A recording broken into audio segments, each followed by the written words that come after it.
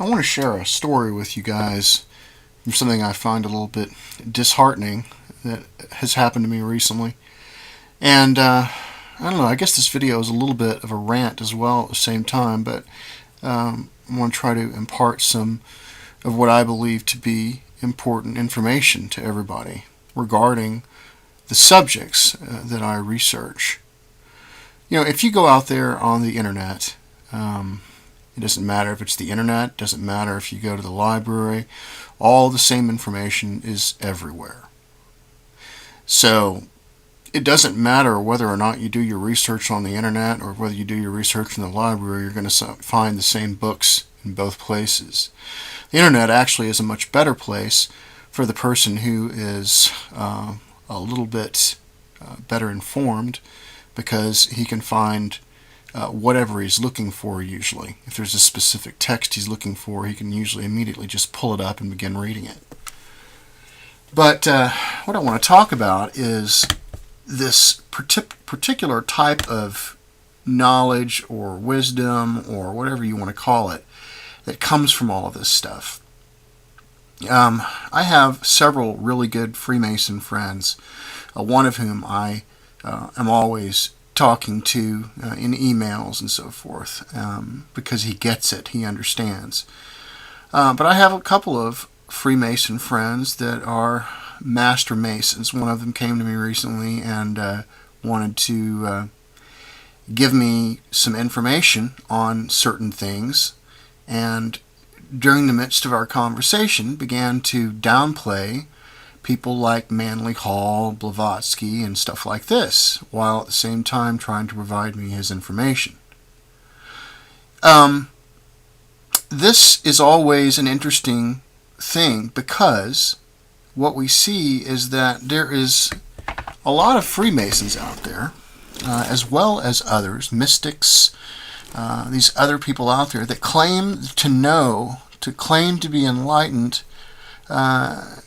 And this, if we look on the tree of life, is the difference between, in my opinion, what knowledge or what is versus understanding. You can read all the books you want to, but eventually the only way you really know something is to have a spark of what is called divine knowledge. That does not necessarily mean that you have reached a certain attainment of mental abilities and now you are able to access something directly. You know, it doesn't really have anything to do with that. It can, but it doesn't have to. I just want to make that clear. But here's the difference. I don't see anybody out there really anymore doing any real research. Is there anybody out there that does real research anymore? When I provide information to people, I don't just say, hey, this is the way everything is. I back everything up. I show people texts. I show them the confirmation. I go across culture. I just don't see this on any type of channels or anything. And because of this, we get a lot of people out there that have worked their way eventually into making up all kinds of things, from the Galactic Federation to Ashtar Command, people talking about the Orions and the Reptilians and David Icke and all this kind of crap, right?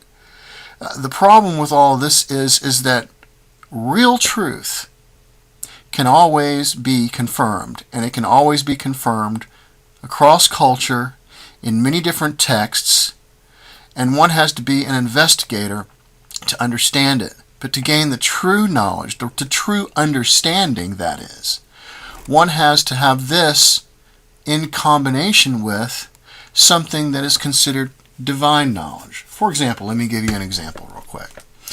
The only way that someone really understands Kabbalah is not through reading a bunch of books. That only gives you a very slight partial information. It gives you enough to say, okay, well, that's what somebody says. But the only way one really understands Kabbalah, or one really understands the mysteries, is through their own exploration into nature. Into nature and into symbolism and into the human body or man. All of these things requires one's own exploration into geometry, into the symbolism, into great art, things like this. So all the books that you read are only going to give you kind of a story, but none of them are going to impart the real wisdom until you go out there and explore for yourself. I can show you whatever I want to. I've shown everybody all of these different things. Just look at the upper right hand corner there and you see the geometry. But this geometry is only one piece of the puzzle. It's combined with many other aspects, many other pieces of symbolism, all going across culture. But anyway, so this Freemason approaches me, and he's laughing at people like Manly Hall and Blavatsky. Well, my response to all that is, well, look, you may be a master mason, you may have all these titles or what have you, but in my opinion, you don't know anything you're talking about. And why do I say this? Because this person has not experienced anything for himself. What he's done is he has gone across culture. Well, he hasn't even gone across culture. He has read a few things and thinks he is wise to these things, yet has done no exploration into nature himself. Or at least what he showed me gave me no indication that this was something that he had done.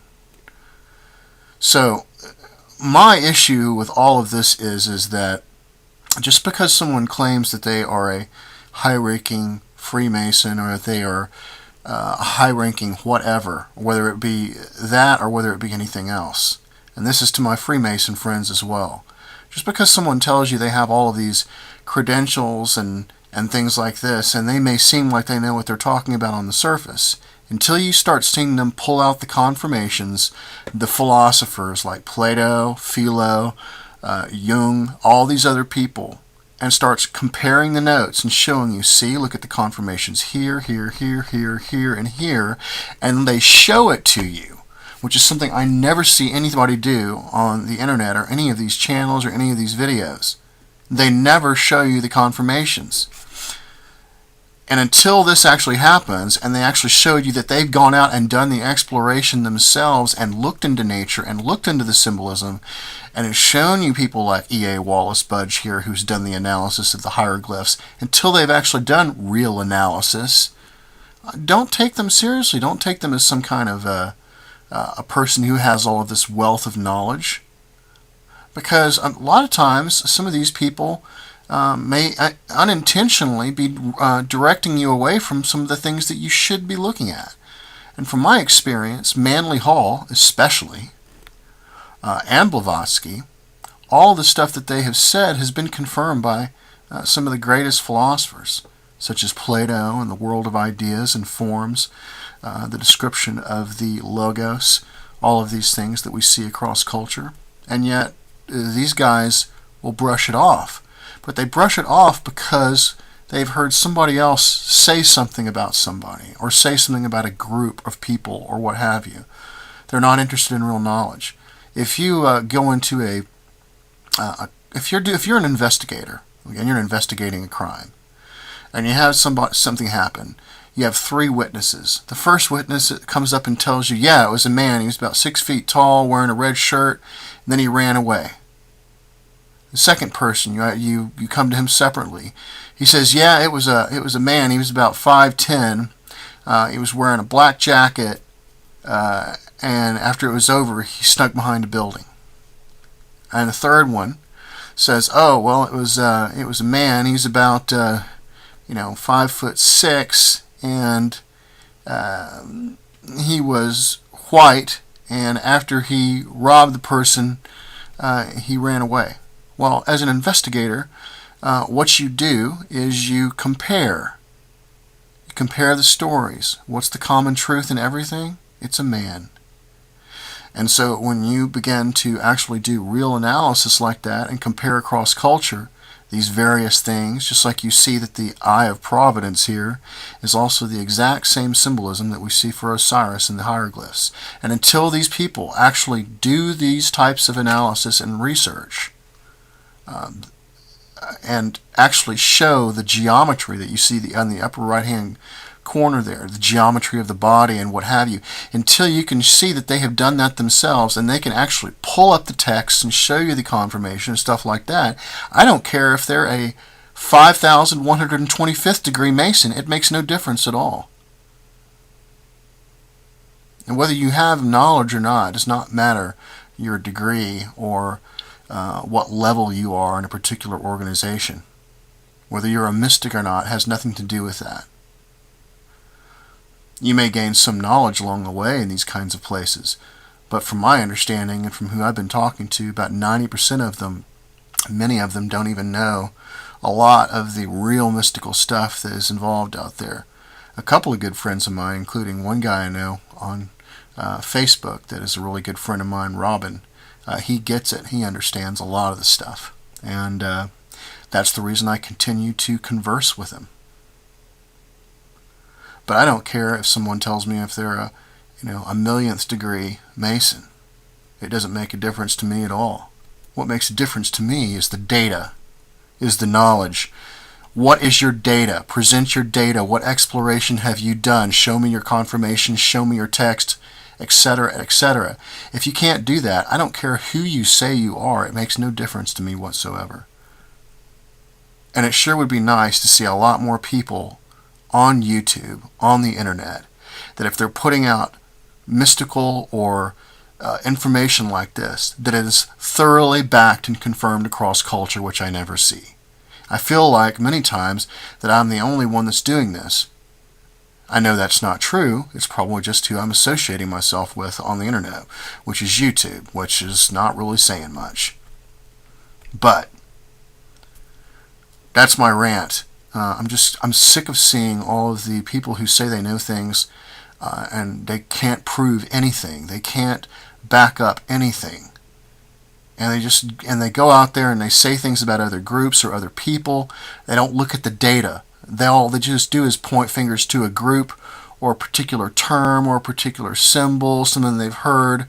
Just like these guys on Alex Jones today talking about the all-seeing eye. And 90% of the people in there have no idea what this symbol that you're looking at right here means. Most of them are all, the only term that they hear in their head is Illuminati, Nibiru, Anunnaki, all aliens or demons. That's all they hear, right? These are the people. These are the masses. These are the majority. These are the people that do no research into understanding anything. Meanwhile, people like me are trying to go out there and actually dig into the real information, like you see right here from E.A. Wallace Budge, from all the symbolism that you see, comparing it across culture and showing you the texts. So, anyways, to my Freemason friends, I'm disappointed to see that type of thing occurs. You have people out there that in your organization that is doing what they're doing as far as downing particular, Masons like Manly Hall, who did so much wonderful work in showing and going across culture and doing the exact same analysis that I'm showing you. This exact same thing. Manly Hall, in all of his different lectures, goes around and he says, well, here's what these group of people thought, and this is what these people thought, and this is what these people thought. And after a while, if you understand what he's talking about, he knows what he's talking about. But he's showing you the comparisons because he wants you to go out there and do the research. Maybe that's where I'm making my mistake. Maybe I shouldn't show anybody this stuff. Maybe I should make them go out and research it themselves. But I feel like I should be, so that's the reason I'm doing it. So you guys take care. I'll talk to you soon.